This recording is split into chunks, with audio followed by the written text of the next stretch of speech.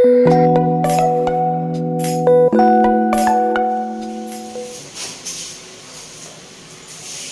हैं सभी प्यारे छात्रों और छात्राओं। चलिए मैं आपका अपना टीचर गुलशेर गौड़ आज मैं आप लोगों के लिए, आप लोगों को पता है कि हम एक हफ्ते में आपको जनरल हिंदी की क्लास उपलब्ध कराते हैं और जनरल हिंदी की आज हमारी 21वीं क्लास है। इससे पहले आपकी 20 क्लास हो चुकी है। टॉपिक बाय टॉपिक आपको क्लास कराई जाती है। टॉपिकों को डिवाइड करके पार्ट 1, पार्ट 2, पार्ट 3 में कराया जाता है ताकि आप लोगों का उस पर फोकस रहे, चीज़ों पे आप एक छोटी से छोटी और बड़ी से बड़ी चीज़ समझ सके क्लास के अंदर, जो हमें एग्जाम में परेशान करती है। इसीलिए हम पार्ट को डिवाइड करके पढ़ाते हैं। वरना जैसे आज हमारा टॉपिक है संधि। संधि हम पूरी एक क्लास में भी आपको कंप्लीट करा सकते हैं, लेकिन उसमें समस्या क्या आ जाती है, हम तो कंप्लीट करा देंगे लेकिन समस्या आपकी बन जाएगी। आपको वो सही तरीके से मोटी मोटी चीज समझ में आ जाएगी, लेकिन जो उसकी बारीकी की चीज है, जहां से क्वेश्चन पूरे का पूरा बनता है एग्जाम में, वो आप समझ नहीं पाएंगे। तो इसीलिए हम पार्ट में डिवाइड करके सब टॉपिक डिवाइड कर देते हैं। तो आइए आज का जो हमारा टॉपिक है वो है संधि। एक चीज और मैं आपको बता दूं कि हिंदी के जो क्लास है, तो हमारे टेस्ट है, वो भी एक हफ्ते में आपको एक हिंदी का टेस्ट उपलब्ध कराया जाता है, एक क्लास। तो 13 क्लास टेस्ट हो चुके हैं हिंदी के, वो आपके प्लेलिस्ट में पड़े हुए हैं। आप सीटेट का एग्जाम दे, टेट का दे, सुपर टेट का दे, ग्रुप सी का दे, पुलिस एसआई वगैरह, जिसमें भी कहने की बात है हिंदी आती है, तो आप टेस्ट और क्लास दोनों अटेंड करें, ठीक है। तो और अगर आपको ऑनलाइन क्लास चाहिए तो आप प्ले स्टोर से जाकर बिना इस कैंपस का ऐप डाउनलोड कर लीजिएगा, वहाँ आपको ऑनलाइन लाइव क्लास उपलब्ध हो जाएगी। चलिए आइए देखते हैं। विषय हमारा सामान्य हिंदी। क्या है? सामान्य हिंदी। और टॉपिक है संधि। संधि का पार्ट 1 है, ठीक है। संधि हम 3 से 4 पार्ट में कंप्लीट करेंगे, हो सके तो 3 नहीं तो 4, ठीक है। तो आप 3 से 4 पार्ट कंप्लीट करें संधि के, तब जाके आप मानना कि आपका एग्जाम में कोई भी क्वेश्चन नहीं छूटेगा। आज हम सिर्फ और सिर्फ आपको संधि की परिभाषा, संधि किसे कहते हैं, संधि विच्छेद क्या है, संधि कितने प्रकार की होती है, यहां तक आज हम आपकी क्लास में कंप्लीट करेंगे। आइए देखते हैं। संधि जो है, संधि का मतलब क्या होता है? अगर आप भाषा में देखेंगे, संधि का मतलब होता है समझौता, कंप्रोमाइज, मेल, ठीक है। दो चीजों का मिलन। कोई अगर दो चीजें डिवाइड है तो उनका मिलना, वो संधि होता है। विच्छेद क्या होता है? विच्छेद होता है किसी मिली हुई चीज का बिखर जाना, टुकड़ों में या 2 हिस्सों में डिवाइड हो जाना। जैसे विद्या प्लस आलय बराबर विद्यालय। तो जो विद्यालय पूर्ण रूप है वो है संधि। और विद्यालय का अगर हम संधि विच्छेद करेंगे, विद्या प्लस आलय, तो ये हो गया उसका संधि विच्छेद। विच्छेद मतलब टूटना, बिखराव, ठीक है। 2 पास की चीजों का बिखर जाना वो होता है, ठीक है। आइए देखते हैं। परिभाषा देख लीजिएगा, मोस्ट इंपोर्टेंट। वर्णों या अक्षरों, वर्ण भी हो सकते हैं और अक्षर भी हो सकते हैं, के मेल को, वर्णों या अक्षरों के मेल को संधि कहा जाता है। मेल मतलब जैसे ये 2 चीजें, पेन है, ये भी आप में संधि है, पूरा है, ये विच्छेद हो गया, अब फिर मिल गया, ये संधि हो गया। मेल को संधि कहा जाता है। उदाहरण के लिए एग्जाम्पल 4, देव प्लस आलय। यहां आ प्लस ए प्लस आ का मिलन होने पर, ये देखो ए है और ये आ है, जब ये दोनों मिल जाते हैं, ए प्लस आ बराबर, मिलन होने पर क्या बन जाता है? बन जाता है। एक मिनट,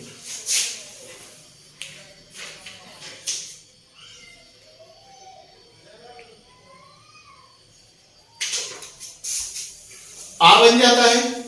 इसी तरीके से वाग प्लस ईश, वाग प्लस ईश बराबर वागीश। तो यहां वागीश संधि है, यहां आल्य संधि है। इनका उल्टा कर लीजिएगा एक मिनट के लिए।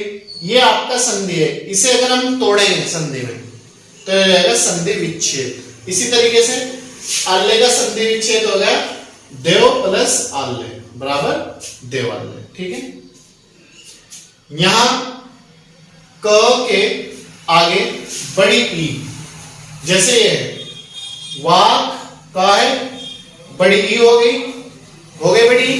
तो यहां क के आगे, क के आगे बड़ी ई। क्लियर समझ में आ रहा है? बड़ी ई आने से नियम के अनुसार, जो नियम है संधि का, वो कहता है क का ग हो गया है।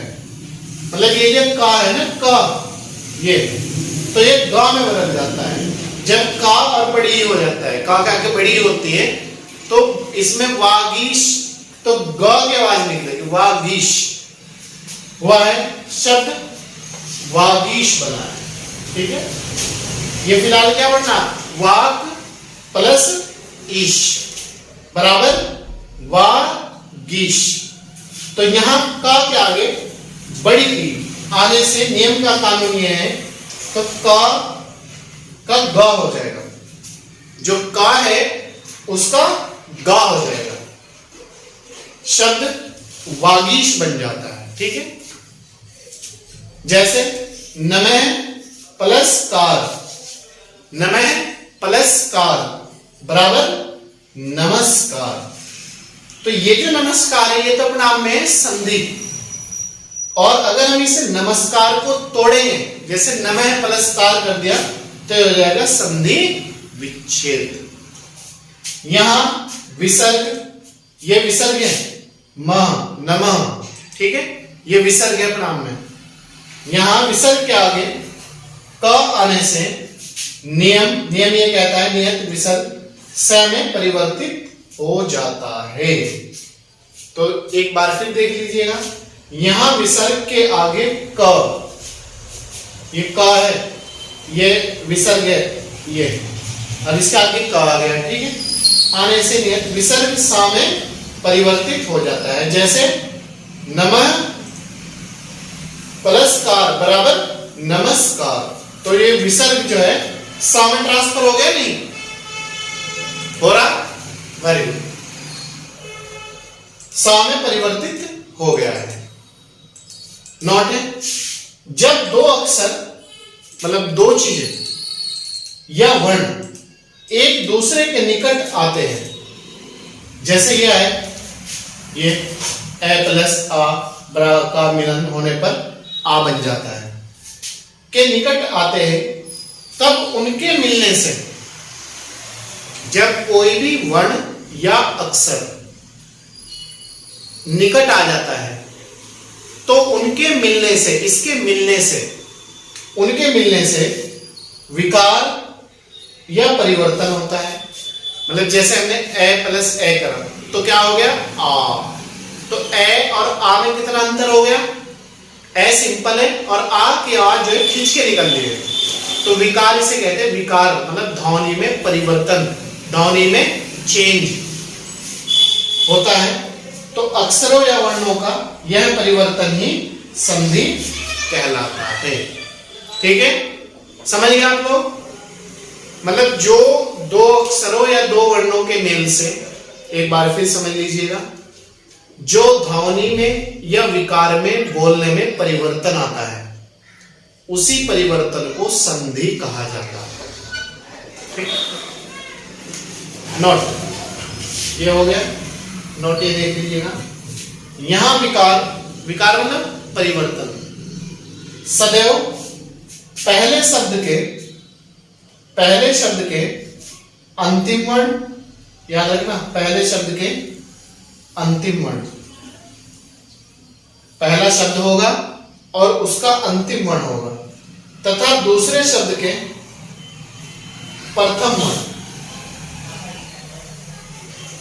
पहले शब्द का याद रखना अंतिम वर्ण और दूसरे शब्द का पहला वर्ण होता है। जैसे महा प्लस आश्चर्य, महा प्लस आश्चर्य बराबर महाशय। तो क्या हो गया? महाशय। हट गया महाशय। उदाहरण के लिए महा और आश्चर्य दो शब्द हैं भाई। महा अलग हो गया और आश्चर्य अलग हो गया, बराबर महाशय। तो दो शब्द हो गए, महा अलग हो गया और आश्चर्य अलग हो गया, दो शब्द हैं। इसमें प्रथम शब्द महा है और इसका अंतिम वर्ण आ है, ना कि हा। तो इसका अंतिम वर्ण कौन सा हो गया? आ। महाशय ए। तो महाशय की आवाज क्या निकल ली? महाशय। महाशय महा आ की आवाज निकल ली नहीं, तो इसका अंतिम महा आ, तो आ हो गया, ना कि हा। ये नहीं होगा हा, याद रखना। महा आ की आवाज जो ध्वनि निकलेगी वो अंतिम वर्ण होगा, ठीक है। नेक्स्ट है, इसीलिए ह प्लस अ यानी कि अंतिम वर्ण आ हो गया। मतलब ये ह प्लस अ के मिलने से आ का निर्माण हो गया है, तो इसीलिए यहां महाशय हो गया, महाशय। तो हा हो गया, किसके मिलने से हुआ? आ है प्लस आ, महा। तो महाशय अंतिम जो वर्ण है वो आपका आ हो गया है।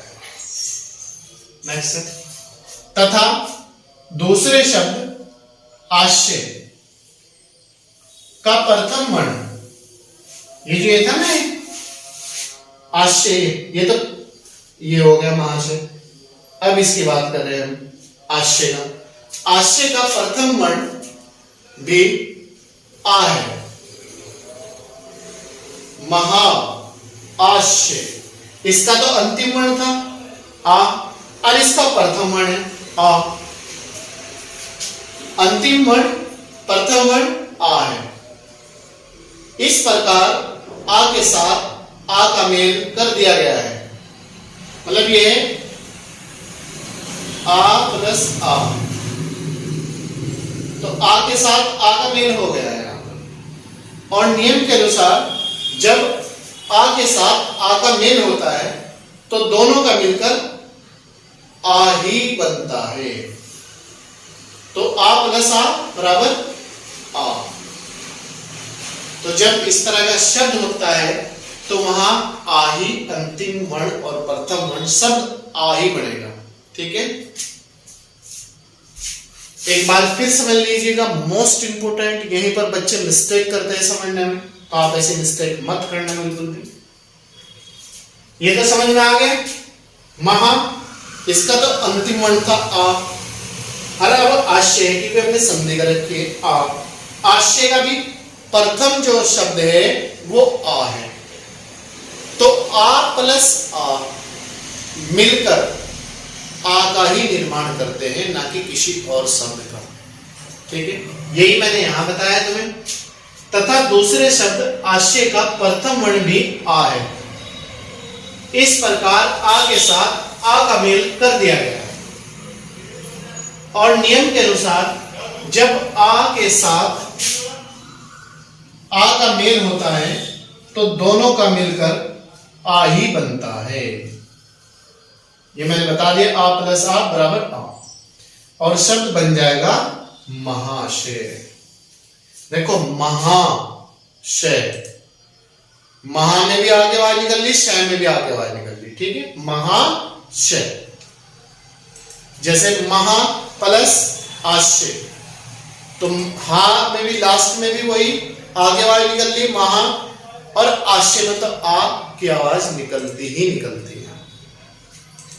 ये तो थी आपकी परिभाषा। अब हो गया संधि विच्छेद।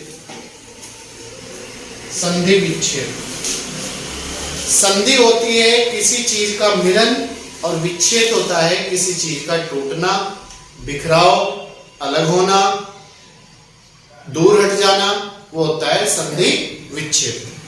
देख लीजिएगा, संधि करते समय दो वर्णों को मिलाते हैं, जैसे हमने मिलाया ए प्लस ए बराबर ए। तो संधि करते समय दो वर्णों को मिलाते हैं, दो वर्ण हो या दो शब्द, और संधि हुए शब्द पद के दो अलग अलग शब्द पद, जैसे ये था, कहाँ है, जैसे नमः प्लस काल, तो अलग अलग पद हो गए, पहला पद दूसरा पद, अलग अलग पद किए जाते हैं। अलग अलग करना ही संधि विच्छेद कहलाता है। ठीक है, एक में प्रथम पद हो जाएगा, एक में उत्तर पद हो जाएगा। तो किसी चीज को अलग अलग करना ही संधि विच्छेद कहलाता है। क्लियर? लेकिन दोनों पदों का अलग अलग अर्थ हो, ये ना हो कि एक ही अर्थ निकलता हो। जैसे विद्यालय, विद्यालय की जब हम संधि करते हैं तो विद्या, विद्या का मतलब क्या हो गया? पढ़ना, पढ़ाई। ठीक है, आलय का मतलब क्या हो गया? कोई स्थान, ग्रह, पढ़ने का स्थान। तो दोनों के अलग अलग मीनिंग है, लेकिन दोनों पदों का अलग अलग अर्थ हो। जैसे भानुदय, भानुदय का संधि विच्छेद करना है तो भानु प्लस उदय, यहां छोटा ऊ में बदल जाएगा भानु। ठीक है, यहां बड़ों की मात्रा, यहां छोटा ऊ, भानुदय। यहां भानु का छोटा ऊ, छोटा ऊ याद रखना, ये छोटा ऊ है, कभी 3 पढ़ लो, एवं उदय का छोटा ऊ, उदय का भी छोटा ऊ, दोनों मिलकर बड़ा ऊ का निर्माण करते हैं। जैसे मैंने यहां बताया था आपको, ए प्लस ए बराबर आ, तो यहां भी यही मामला है कि छोटा ऊ प्लस छोटा ऊ बराबर बड़ा ऊ। तो छोटा ऊ प्लस छोटा ऊ बराबर बड़ा ऊ, तो यहां बड़ा ऊ हो जाता है। इसी तरीके से भानु दे बन जाता है, भानु दे, बड़ा ऊ की मात्रा आ जाएगी। ठीक है, इसके बाद नेक्स्ट पॉइंट है संधि के 3 प्रकार है। आज यहीं तक रखे हैं टॉपिक को। इसके बाद का जो पार्ट 2 है उसमें हम आपको स्वर संधि कराएंगे। ठीक है, संधि के 3 प्रकार है, या संधियां 3 प्रकार की होती है। क्वेश्चन ये भी एग्जाम में आता है कौन सी संधि नहीं है, या संधि के कितने प्रकार हैं। या फिर क्वेश्चन ये भी आता है एग्जाम में, मूल संधि कितने प्रकार की? 3। कौन कौन सी? स्वर संधि, नंबर 2 व्यंजन संधि, नंबर 3 विसर्ग संधि। स्वर संधि, व्यंजन संधि और विसर्ग संधि। तो संधि के कितने प्रकार है? 3। मूल संधि कितने प्रकार की होती है? 3। या संधि की कितनी मूल अवस्था है? 3। कौन कौन सी? स्वर, व्यंजन और विसर्ग। नोट है, स्वर के साथ स्वर का मेल होने पर स्वर संधि कहलाता है। अगर कोई स्वर है और स्वर के साथ स्वर का ही मेल हो रहा तो वो आपका स्वर संधि हो जाएगा। ये मैं आपको जब स्वर संधि कराऊंगा पार्ट 2 में, तो वहां आपको बिल्कुल क्लियरिटी के साथ वर्ड टू वर्ड, स्वर टू स्वर, एग्जाम्पल टू एग्जाम्पल और संधि टू संधि, विच्छेद टू विच्छेद, एक एक वर्ड रटवा दूंगा आपको। आप नो टेंशन होगी। यहां तक जो आज की क्लास है इसे बस बेहतर प्रकार से समझ ले, कोई भी दिक्कत आपको संधि में फिर आने वाली नहीं है। इसी तरीके से व्यंजन के साथ व्यंजन, अगर व्यंजन के साथ व्यंजन या स्वर का मेल हो रहा तो वो हो जाएगी आपकी व्यंजन संधि। इसी तरीके से विसर्ग के साथ स्वर अथवा व्यंजन, जो विसर्ग संधि है इसमें दोनों का मेल होगा, इसमें स्वर का भी मेल होगा और इसमें व्यंजन का भी, मतलब पहली दो जो संधि है ना, स्वर संधि और व्यंजन संधि, तो विसर्ग संधि में इन दोनों का मेल हो जाएगा या मिक्सचर हो जाएगा, का मेल विसर्ग संधि कहलाता है। क्वेश्चन ये आ सकता है एग्जाम में कि कौन सी ऐसी संधि है जिसमें स्वर और व्यंजन दोनों का मेल हो जाता है, तो हो जाएगी आपकी विसर्ग संधि। या फिर क्वेश्चन दे देगा विसर्ग संधि में किन दो संधियों का मेल देखने को मिलता है, विसर्ग संधि। या फिर क्वेश्चन दे देगा स्वर और व्यंजन मिलकर किस संधि का निर्माण करते हैं, विसर्ग संधि का। इसके बाद विशेष नियम यह है कि जब हलंत युक्त व्यंजन के आगे, किसी चीज के आगे हलंत युक्त, जैसे हमने लिखा माम तो हलंत लगा दे रहे, ठीक है, के आगे कोई स्वर आए तो स्वर हलंत युक्त व्यंजन के साथ जुड़ जाता है। तो याद रखना नियम यह है कि जब हलंत युक्त व्यंजन के आगे कोई स्वर आए तो स्वर हलंत युक्त व्यंजन के साथ जुड़ जाता है और हलंत समाप्त हो जाता है। हलंत युक्त व्यंजन के साथ जुड़ जाएगा और हलंत समाप्त हो जाएगा। संधि में ये सब बार बार देखने को मिलता है। क्लियर है यहां तक के? तो मुझे पूरी उम्मीद है कि आपको आज की क्लास संपूर्ण समझ में आई होगी। परिभाषा, संधि क्या है, संधि विच्छेद क्या है, संधि के कितने प्रकार है, हलंत युक्त क्या है, आज की क्लास में हमने कवर किया है। इसके बाद हम नेक्स्ट जो क्लास शुरू होगी हमारी पार्ट 2 नेक्स्ट हफ्ते, आज ही के दिन आपको क्लास उपलब्ध हो जाएगी, वो हो जाएगी आपका स्वर संधि से हम क्लास स्टार्ट करेंगे। ठीक है, आप स्वर संधि पढ़े और स्वर संधि के जो भाग है वो आप कंप्लीट करें किसी भी बुक से। उसके बाद आप हमारी क्लास लेना और फिर देखना आपको संधि कंप्लीट समझ में आती है या नहीं आती है। कोई भी क्वेश्चन आपका एग्जाम में नहीं छूटेगा उसके बाद। चलिए मिलते हैं आपसे नेक्स्ट वीडियो के साथ, नेक्स्ट क्लास के साथ। मैं आपका अपना टीचर गुलशेर गौड़। तब तक आप अपना बहुत ख्याल रखिएगा। Thank you.